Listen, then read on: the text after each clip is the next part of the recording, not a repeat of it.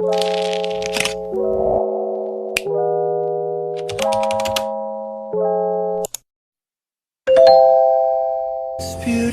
life 난 너의 곁에 있을게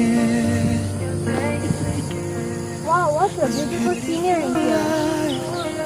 Oh my god, what is that?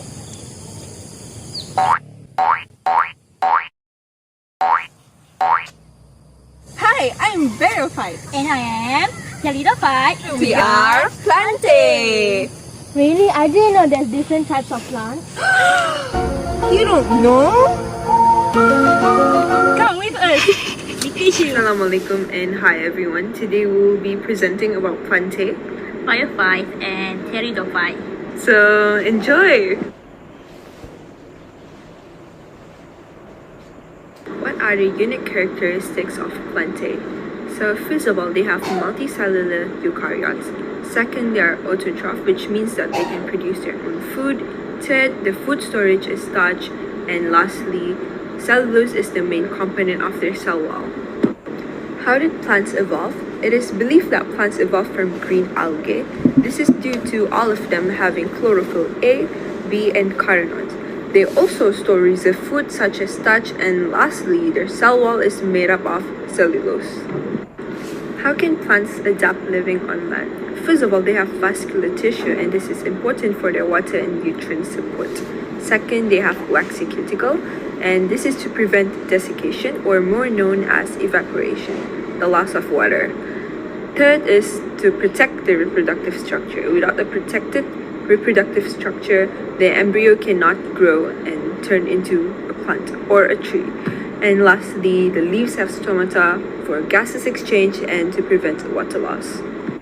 There are two types of reproductive structure, which is the female organ and the male organ.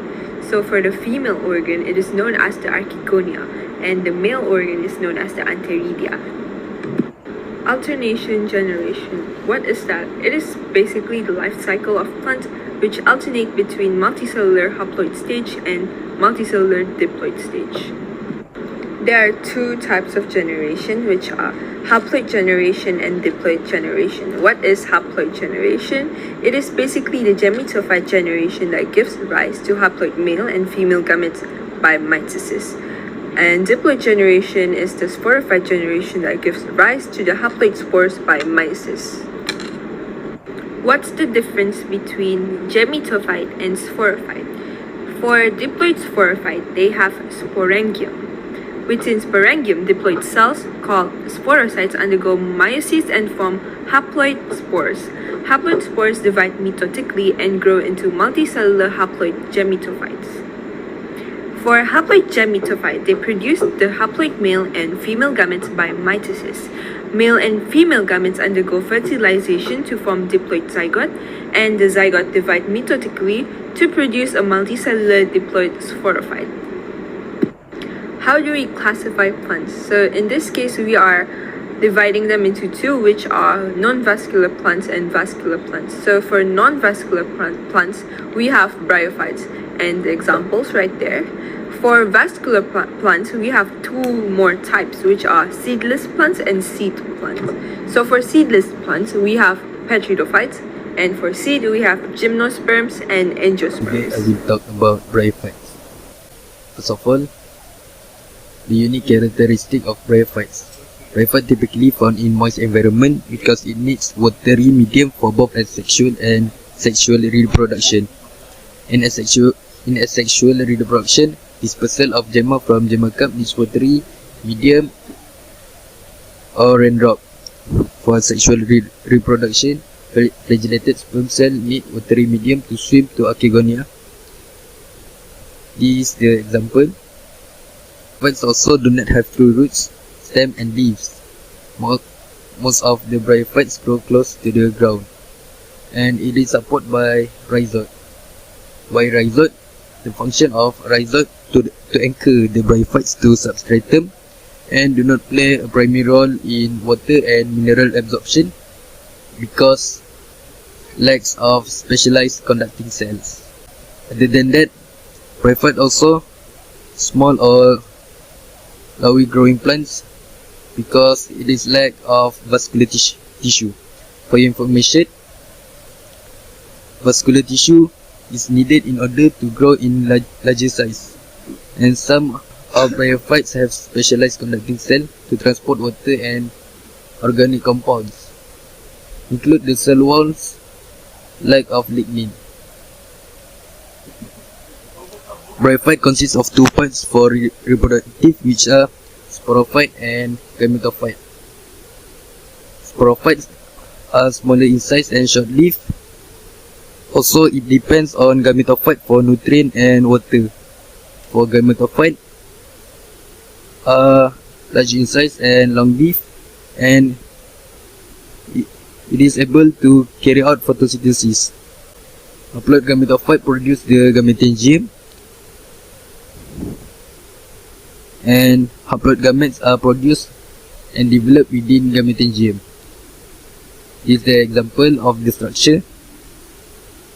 There are two types of gametangium, which are archegonium and pteridophyte.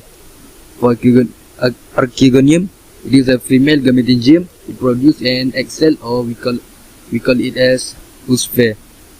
For pteridophyte, it is male gametangium. It produces large numbers of biflagellated sperm cells, or we call it as heterozoite. Last part for bryophyte, terrestrial adaptation. It has four adaptation. First, multicellular dependent embryo. Diploid zygote develops into a diploid embryo by mitosis within the archegonium. Second, water conservation by waterproof cuticle. In some bryophytes, epidermis of leaves and other aerial part is coated with cuticle to prevent excessive loss of water by evaporation. Third, wall spore produced in sporangium. Wall of haploid spore contains sporulinin. Spore are haploid cells. The outer tissue of sporangium protect spore until they are released into air. Last, presence of multicellular gametangium. Gametes are produced within gametangia. Gametangia has a layer of sterile non-reproductive cells that surrounds and protect the gamete. Diploid zygote develops into embryo within the female gametangium. Thus, embryo is protected during its development. That's all from me. Next, we are going to learn about Pteridophyte. We are going to learn about 5 unique characteristics of Pteridophyte. First of all is seedless plant, which means that Pteridophyte don't have any seeds.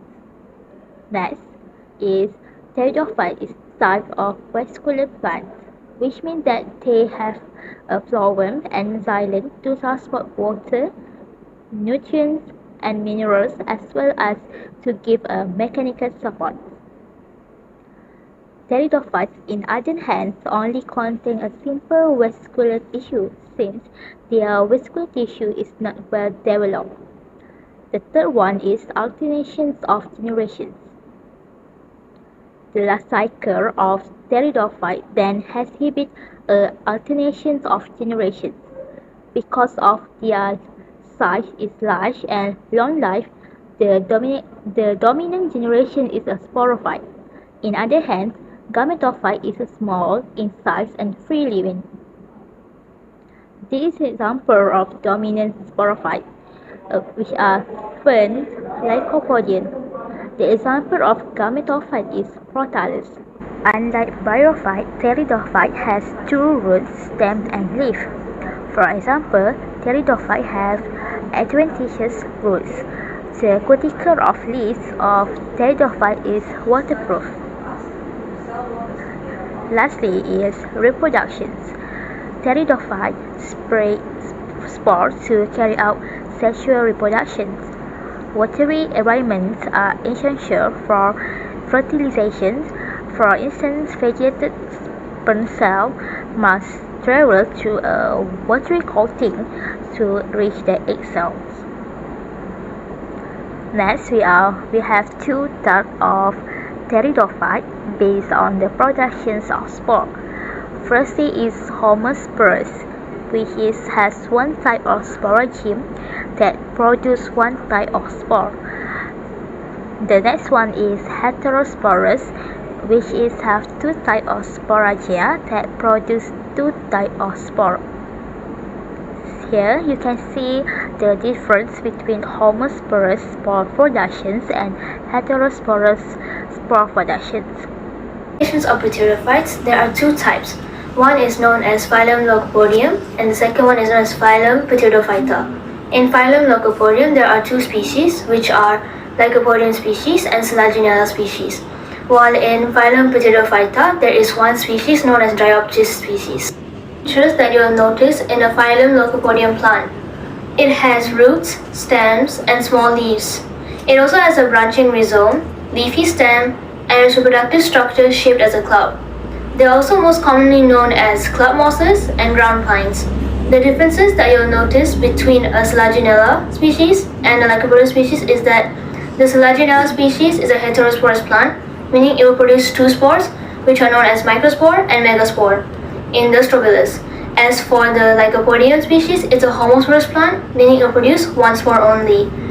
In the Lycopodium plant, that one spore will develop into a bisexual gametophyte, meaning it will have both female and male sex organs. As for the Selaginella, the megaspore will develop into a female gametophyte, while the microspore will develop into a male gametophyte.